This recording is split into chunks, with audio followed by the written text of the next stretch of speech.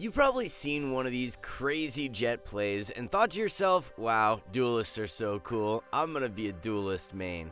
From there, you proceed to lock in a duelist every single game. I gotta be honest, duelists are super fun to play, but that fun can quickly die out for you and your team if you aren't playing them properly. Perhaps you aren't fragging out as much as you would like, or maybe you are fragging out, yet you're still losing. Is the problem your team, or perhaps it's still you?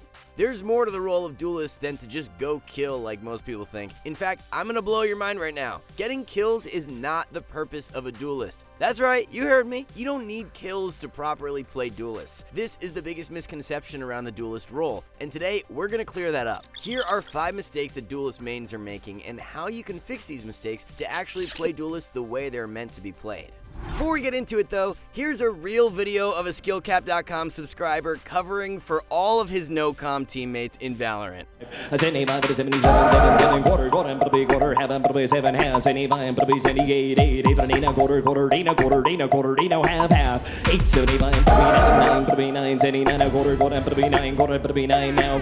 Sold your way, 79.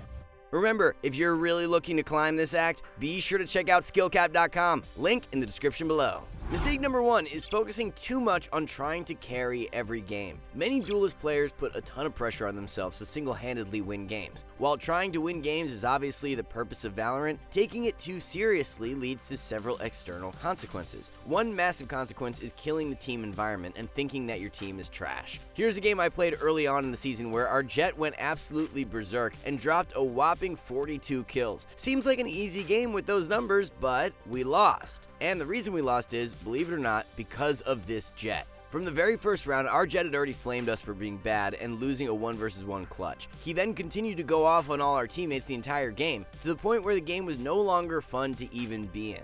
This affected our team's mental and caused us to all play pretty poorly. Particularly, our Skye wasn't feeling it this game. She underperformed and our Jett would scream at every mistake she made. This results in a never-ending cycle of decline for the team. Surprise, surprise, but trying to belittle players for underperforming only causes them to play even worse. This then leads to the Jett yelling even louder because we're playing poorly. Oh yeah, and it can lead to you getting banned, which is exactly what happened to this guy.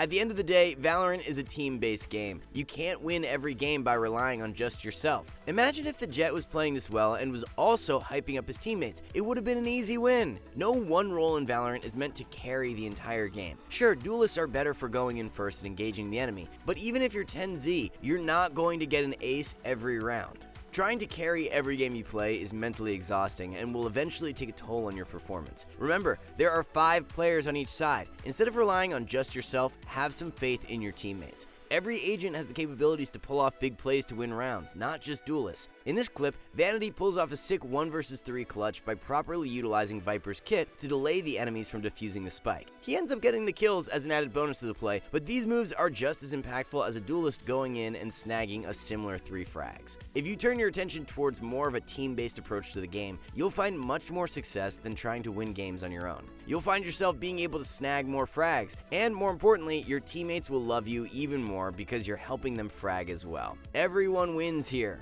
Mistake number 2 is not using enough abilities. Abilities are what makes each agent unique. The key concept of duelists is that they have abilities to create space for the team. You can't create that space if you don't use your abilities. The same applies for all agents in Valorant. You can't fully fulfill the role that an agent is meant to fill if you don't use the abilities that help them do so. Any agent can just charge in first onto a site, but not every agent can flash out and teleport to the back of site like Yoru can for a quick flank play.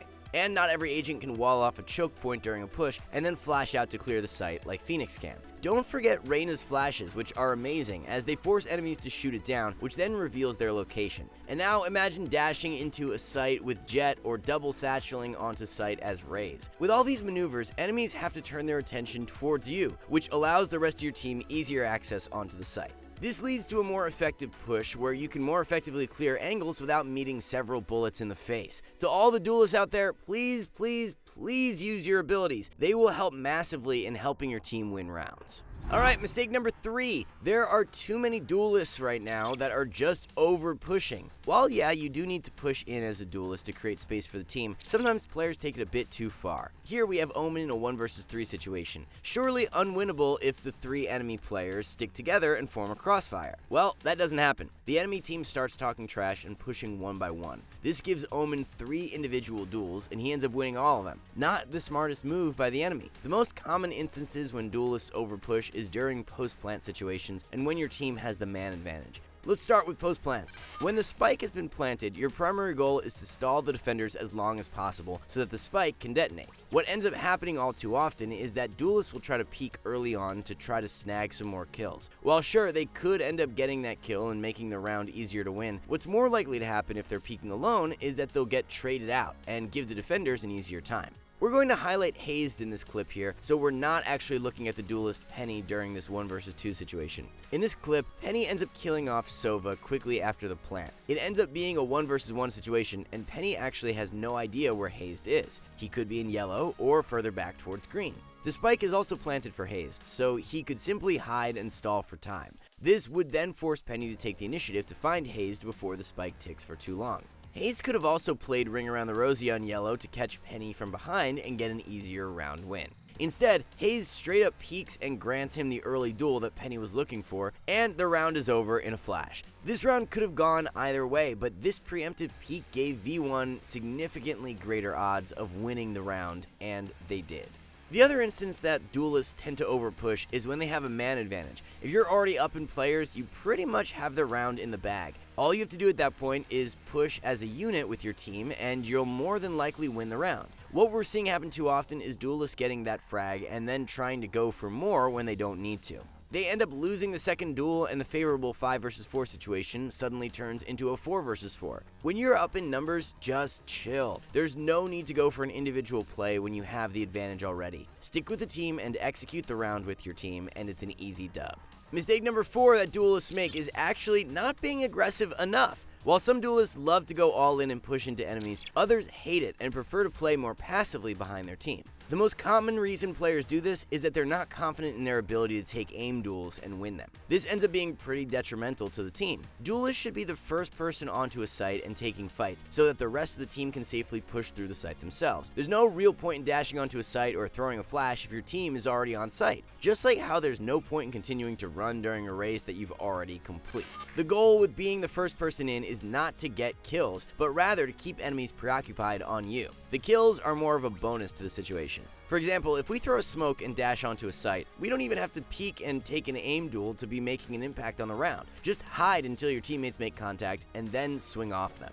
Just having your presence deep onto the site is enough to make enemies have to divide their attention. This gives your team an easier time pushing through a choke point on both attack and defense. Even if you end up dying without getting a kill, your team should be able to back you up and trade the frag out if you stalled for long enough. With this thought process, you're contributing to the round without even winning any aim duels. Stay in the front line and push in when your team needs you to. If you coordinate this properly, then your team should be able to take care of the rest of the work even if you aren't able to.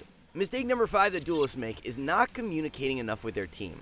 You ever push onto a site thinking that your team's got your back, only for them not to be anywhere in sight? You got all that space, but it was for nothing, as the team easily knocks you out. Then you get mad at your team as they weren't where you thought they were. While pushing like this is all good and dandy, it's not very effective if you don't communicate with your team that you're doing so. This situation often happens because the duelist is making the assumption that the team knows what he's about to do. Hate to break it to you, but they don't. No one can read your mind and know what you're thinking about unless you portray it. With a game like Valorant, where timing is so important, duelists have to communicate exactly what they plan to do and when they are going to do it. If you're about to push onto site, let the team know so they can back you up. When you're ready to actually go in, communicate that and let it rip.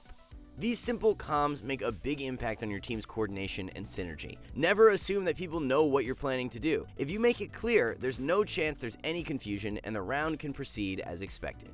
That's all we have for today's video. If you recognize and can fix these mistakes, you'll be able to refine your duelist gameplay to the top of the leaderboard. If you guys enjoyed the video, be sure to drop a like and subscribe to the channel down below to help support us.